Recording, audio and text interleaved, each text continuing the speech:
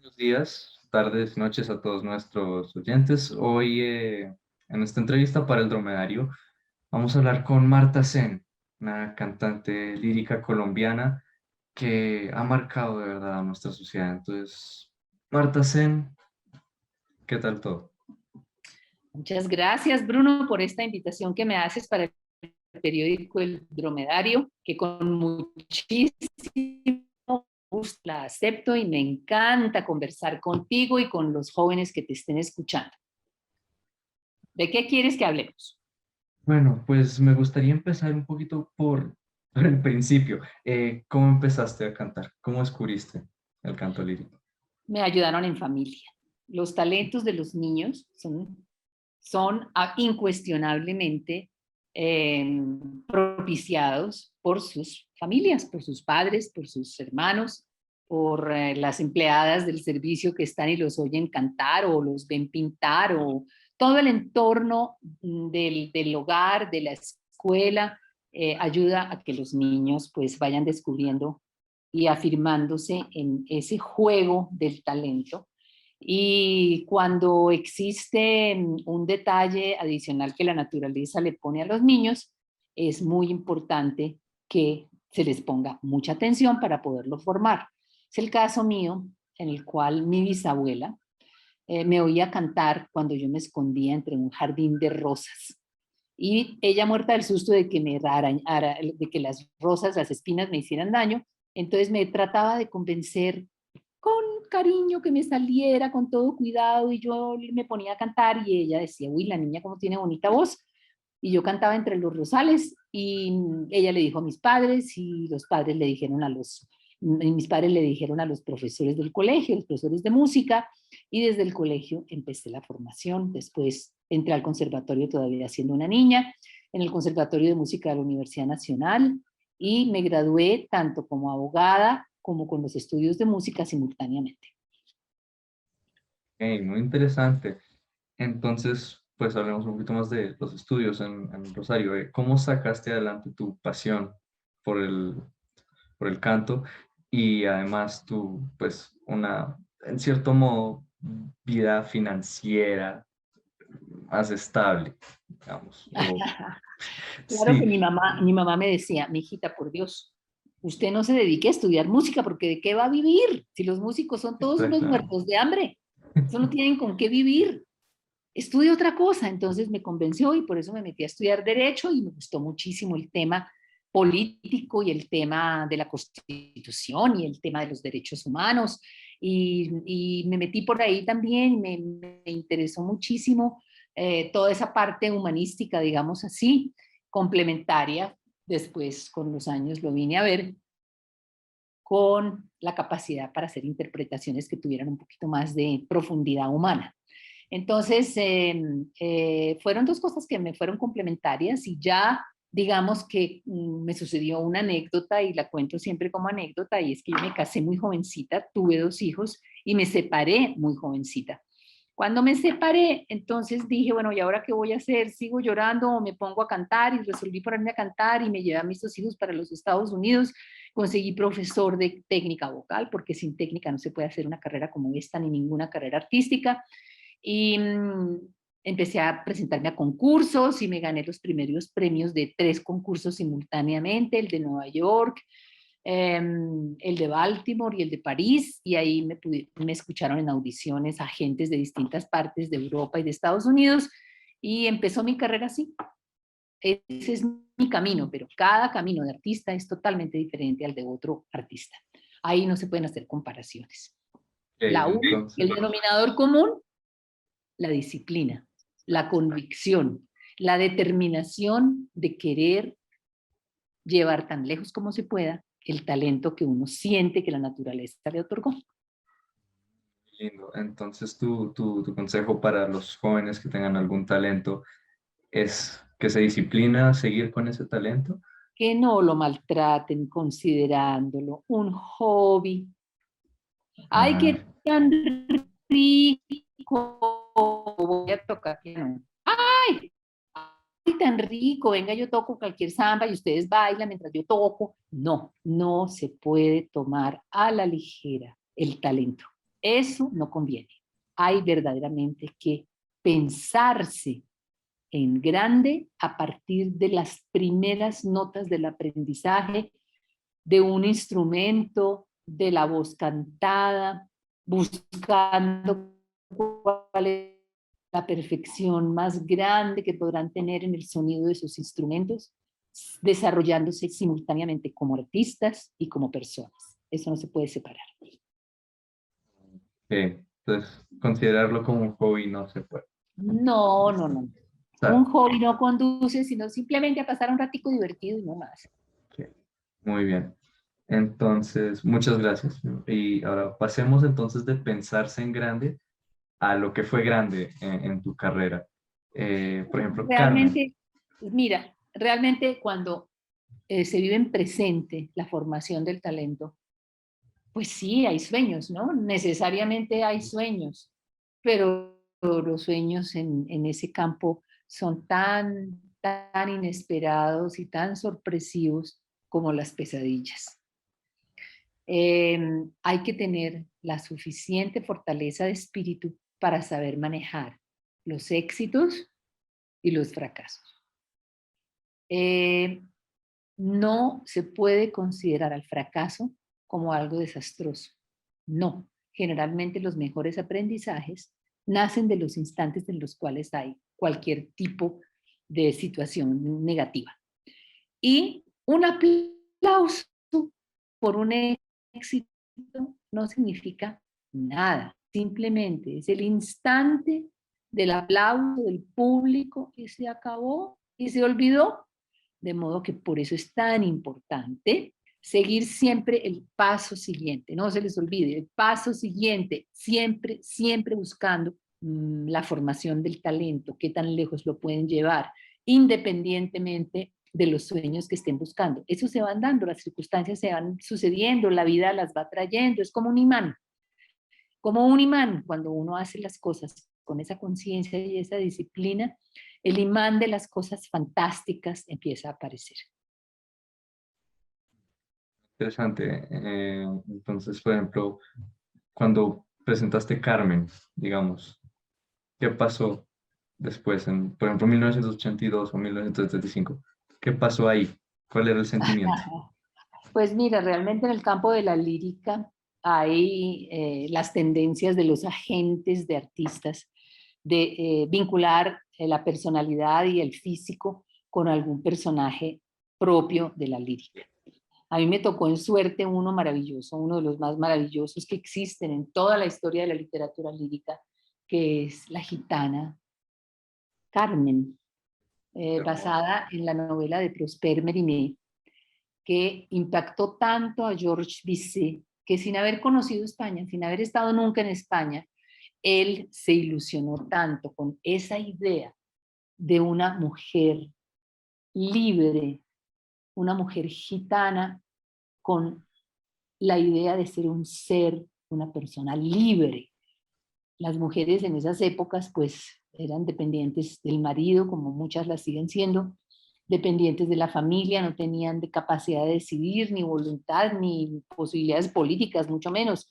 Entonces, que este imaginario mítico de la mujer libre pudiera representarse en la lírica poéticamente, ilusionó mucho a Bizet. Y la presentó, ¿no? A finales del siglo XIX y no tuvo éxito. Al contrario, el público la silbó, no le convenció la idea de una mujer que hiciera su voluntad, que tuviera por ley, que como ella misma lo dice, yo tengo por ley a mi libertad, tengo por ley a mi voluntad. Y la cosa más embriagante es la vida en plena libertad de decidir. Todo eso le pareció escandaloso al público y dicen que fue tal la tristeza que le dio que él murió a los pocos días sin saber que Carmen, él murió, pero su Carmen sería inmortal.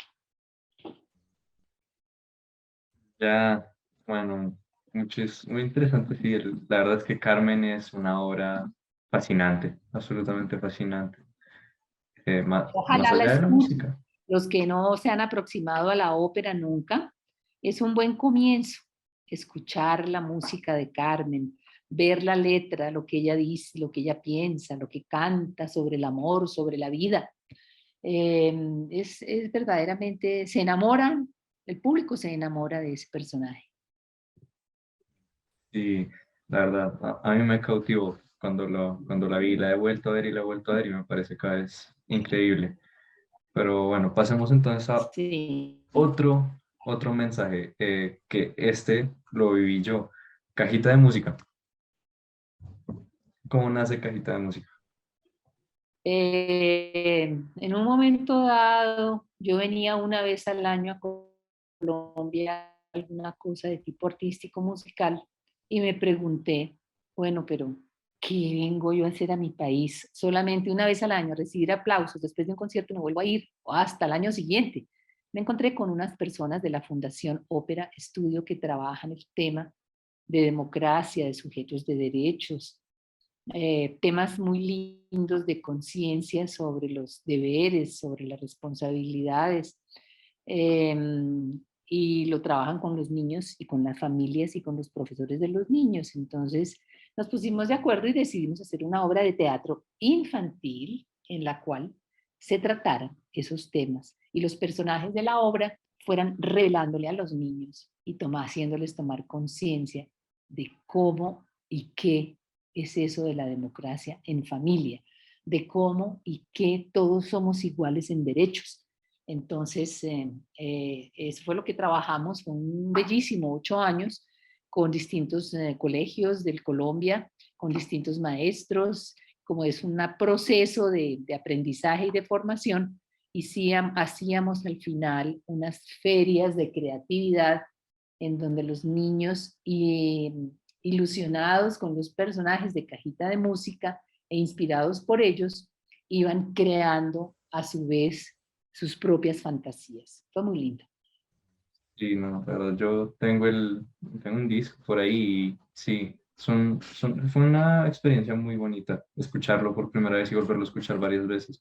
No lo recuerdo todo, pero la influencia, yo creo que la influencia que tuvo en mí fue bastante Pues grande. ojalá, ojalá, Sí, porque se trataba de que los niños pudieran divertirse, jugar y entender que son sujetos de derechos que son respetables y deben ser respetados desde la casa, desde la familia, desde la escuela, desde la vecindad y creciendo desde la ciudad propiamente dicha. entonces quedémonos en Colombia otro ratico, pero volvamos un poco en el tiempo. En 1995 estuviste en el Campín, ¿verdad? Cantando con Plácido Domingo, me parece. Sí, Bueno, ¿cómo fue eso? fue una época, fueron unos 10 o 12 años, en esa década del 90 y con las primeras años del 2000, en donde hicimos macro conciertos en distintas ciudades de Europa y de Sudamérica, de Estados Unidos. Unos macro conciertos en donde le poníamos muchísimo acento al arte español, a la zarzuela, y una experiencia magnífica porque de repente estar así como en el campín frente a no sé cuántos miles de personas, 60.000, 80.000 personas, y era realmente maravilloso. Me acuerdo particularmente de un concierto que tuvo lugar en San Antonio, en Texas, que lo estaban transmitiendo tanto para la televisión de México como para la televisión de América, de los Estados Unidos, y precisamente en el instante en el cual yo tenía que salir a cantar mi área de solista, oigo a uno que dice, les comunico que en este instante hay 17 millones de personas. Y a mí me empezó un temblor en las rodillas de imaginarme que 17 millones de personas iban a escuchar lo que yo iba a cantar. Me tocó respirar profundamente y decirme, yo tengo que cantar igual de bien para una persona que para 17 millones. Ya con eso respiré y salí, canté. Ah, Sí. sí, claro, el miedo. De hecho, no hablamos tanto de eso, pero No, el no es el miedo, miedo, es como, digamos, como esa sensación de nervios frente a la grandeza de la cantidad de gente que puede estar presente escuchando. Bueno, sé que todos tenemos nuestros métodos para deshacernos un poquito de esos nervios o para ignorarlos. ¿Cómo lo hacías tú o cómo crees que era la forma de hacerlo? ¿Cuál es Es la cierto, forma de hacerlo para un artista? cada persona, cada artista o lo logra o no lo logra. Creo que en el instante mismo que salen están sudando, se les daña el maquillaje, está la angustia, no tienen aire, no pueden respirar. Y una vez que pisan el escenario, es como si estuvieran en el terreno más familiar y más tranquilo. De esos hay muchísimos, muchísimos. Y yo más o menos me tranquilicé siempre desde que estaba en el camerino, ya con el personaje puesto encima o con la certeza del recital y del concierto. Gracias a Dios, a mí me ayudó la respiración y pensar en que si la gente estaba allí escuchando y había pagado una boleta costosa, la responsabilidad mía era hacer lo mejor posible y me resultaba bien, ¿sí? Ok, bueno, muy interesante entonces. Entonces, antes de llegar ya presente, eh, ¿qué es como lo que más recuerdas de tu vida? La ciudad que más recuerdas, el concierto que más recuerdas, por ejemplo. Yo siempre viví esas sensaciones en futuro. Una vez pasó, venía el siguiente y ese era el que me concentraba y era el que más me gustaba y el que más me iba a gustar. De modo que jamás, es decir, en ese sentido, yo viví la música como lo que es, en presente absoluto. Y siempre tenía adelante el siguiente compromiso y ese era el que inmediatamente ocupaba toda mi atención, todo mi trabajo, toda mi disciplina. Y ya el otro pasó, pasó. El aplauso pasó y lo que hubiera sucedido ya no vuelve y sigue el tiempo y sigue el próximo paso. Y, pero sin embargo, me quedaron recuerdos muy gratos de públicos de ciudades que por una razón u otra me parecieron extraordinarios. Por ejemplo, el público de la ópera de Tokio, la ópera de Shinjuku se llama. Es una casa de ópera inteligente que tiene pues lo máximo de la tecnología y la gentileza del público japonés se me quedó grabada como una huella. ¿Eh? ¿Cómo actuaron?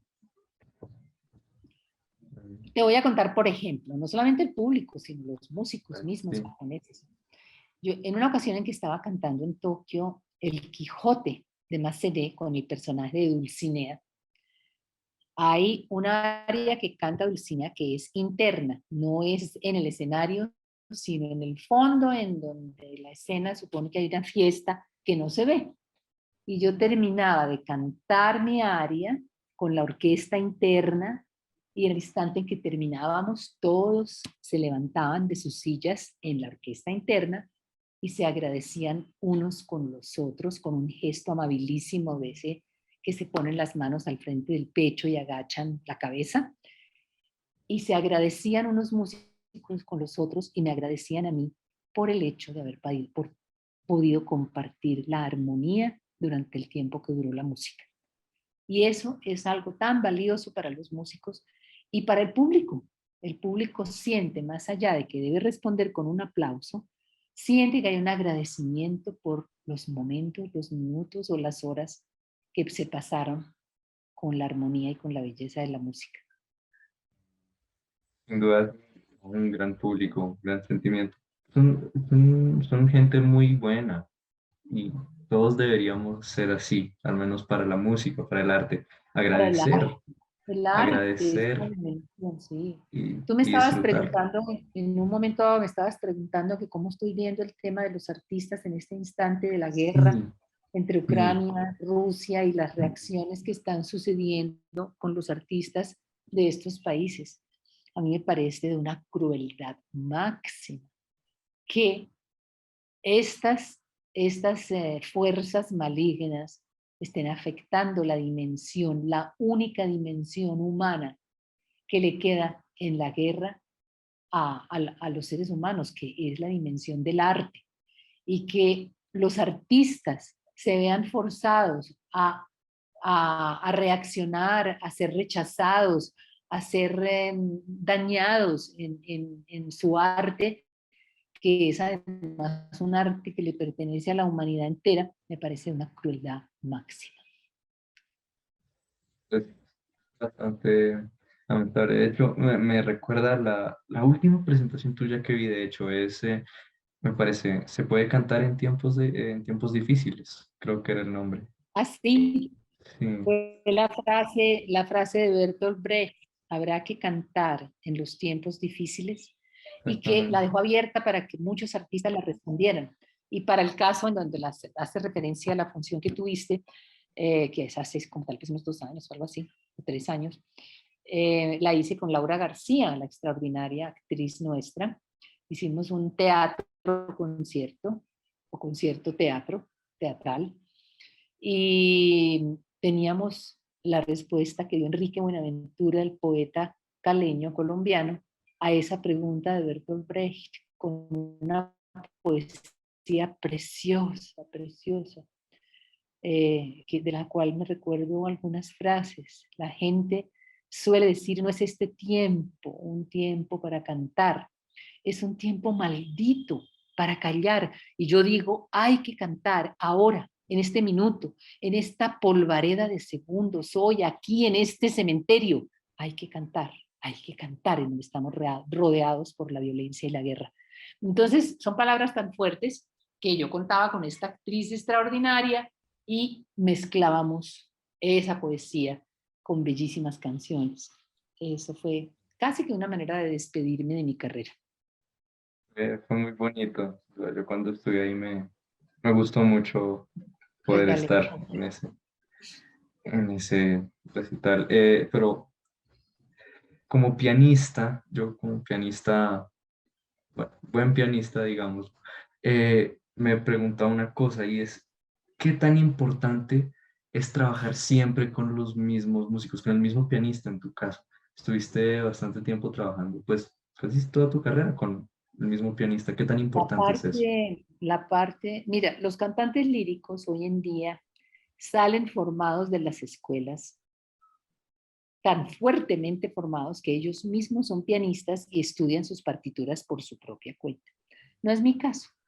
Yo me formé con la técnica del canto lírico, pero siempre requerí de un pianista para estudiar mi música. Y trabajar con otros oídos diferentes a los de uno mismo es un crecimiento y una posibilidad deliciosa de avanzar el talento. Yo tuve la fortuna de contar con el maestro Pablo Arévalo, un pianista acompañante y pianista solista fantástico colombiano, con quien hice música, literalmente en tantas partes de los continentes del mundo. Y era una cosa maravillosa porque esos oídos externos, porque uno cuando canta no oye sino con sus oídos internos, lógicamente. Esos oídos externos, esa invitación a distinguir el estilo, los fraseos en la música, a, a meterle el sentimiento que corresponde, todo eso es maravilloso. Sobre todo cada vez que se está con un gran artista, se crece como tal. Interesante. Entonces, además de, bueno, los nuevos cantantes vienen ya súper entrenados, el oído externo sigue siendo importante, entonces. Claro, por Pues, supuesto. claro.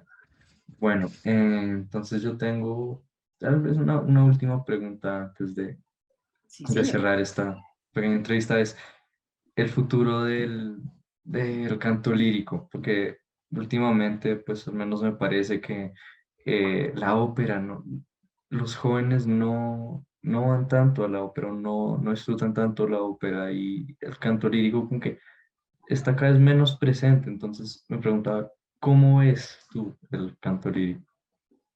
Realmente creo que también es una de las formaciones que se hacen desde la niñez en familia.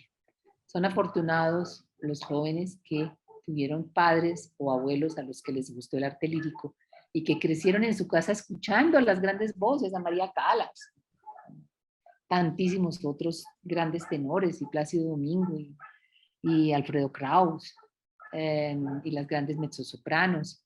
Y así como los deportes se aprenden mirando, meter goles, la lírica se aprende escuchando y entusiasmándose con la belleza de los sonidos y entusiasmándose con lo increíble que es una voz humana lírica que puede llegar a producir escalofríos de la belleza. De modo que es difícil si los padres no tienen ese gusto, que los niños lo tengan. Pero yo he conocido muchísimos jovencitos que no tienen nada que ver las familias con la lírica y que por una u otra razón quedaron muy impactados con la voz humana desde la escena. Yo tengo fe en que ese es un arte que no se acaba, ¿no? Además, la tecnología hoy en día lo está propiciando permanentemente en cine, en redes sociales, con el YouTube, que simplemente saca partes de áreas de interpretaciones cortas. No, yo creo que eso está bien. ¿Crees que Soy eso ya, optimista. Soy optimista. sí? Bueno, yo la verdad tengo que estar un poco de acuerdo contigo, por más que, bueno, la ópera como tal no la veo tanto, pero en otras áreas la voz la he visto un montón cuando estoy, por ejemplo, jugando videojuegos, cuando estoy viendo una película como este, hay unos cantos que me parecen increíbles, entonces sí, estoy de acuerdo contigo en que el canto lírico va a sobrevivir y tiene que sobrevivir. Es Así es que lleva vivo desde hace muchos siglos. Ujú, sí. muy bien. Primero, pues con esta reflexión me gustaría agradecerte mucho por tu tiempo en esta entrevista. Eh, no sé si tengo una pregunta más, tal vez algún último mensaje que quieras compartir con nosotros, No, con bueno, la juventud. yo creo que hay que oír la voz del corazón cuando uno ama dedicarle vida a algo. Hay que oír la voz del corazón, no solamente para pasarla superficialmente rico y riéndose y chistoseando y haciendo bromas y con los amigos. No, cuando uno está solo en su habitación, en su ambiente y se pregunta, ¿qué amaría hacer con mi vida? Escuchen la voz de su corazón e intenten, no tengan miedo de intentar, intenten. Si me gusta pintar, voy a hacerlo. Si me gusta cantar, lo hago, y si me gusta bailar o si me gusta, trabajen ustedes, indáguense ustedes mismos frente a sí mismos y trabajen en equipo. Eso es lo que hoy permite que el talento creativo individual pueda crecer, el trabajo en equipo. Bueno, muchísimas gracias, Marta, No, bueno, otra vez Bruno, por tu tiempo. a ti te agradezco mucho que me hayas invitado y ojalá te vaya muy bien con esta entrevista. Muchísimas gracias.